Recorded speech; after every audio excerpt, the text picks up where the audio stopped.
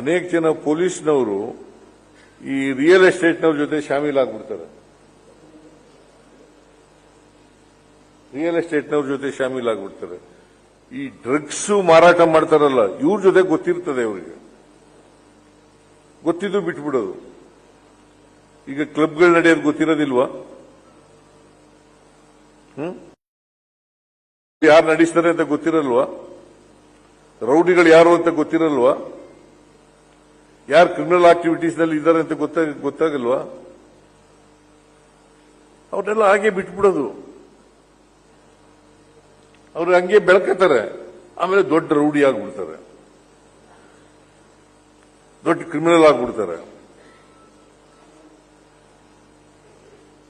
ಅದಕ್ಕೆ ನೀವು ಮೊಳಕೆಯಲ್ಲಿ ಅವ್ರನ್ನ ಜಿಗಿಟಾಕ್ತಕ್ಕಂಥದ್ದು ಬಹಳ ಅತ್ಯಂತ ಅವಶ್ಯ. ಮೊಳಕೆನಲ್ಲೇ ಮಾಡಬೇಕು. ಏನೇ ಆಗಲಿ, ಯಾರೇ ಅಪರಾಧಿಗಳಿರಲಿ, ಕ್ರಿಮಿನಲ್ಸ್ಗಳಿರಲಿ, ಅವ್ರ ಜೊತೆ ಯಾವ ಕಾರಣಕ್ಕೂ ಕೂಡ ಪೊಲೀಸ್ನವರು ಸಂಬಂಧ ಇಟ್ಕೊಳ್ಳಬಾರದು. ನಿಮ್ ಕಂಡ್ರೆ ಭಯ ಇರಬೇಕು. ಬತ್ತಾ ಈಗ ಪೊಲೀಸ್ನವರು ಅಂತಂದ್ರೆ ಭಯ ಇರ್ತಿತ್ತು.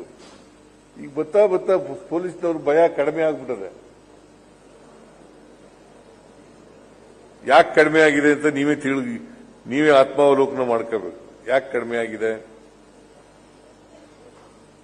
ಇದನ್ನ ಮಾಡ್ಕೊಂಡ್ರೆ ಬಹಳ ಒಳ್ಳೇದು ಅಂತೇಳಿ, ಇದರಿಂದ ಸುರಕ್ಷಿತ ಸಮಾಜವನ್ನು ನಿರ್ಮಾಣ ಮಾಡಲಿಕ್ಕೆ ಸಾಧ್ಯ.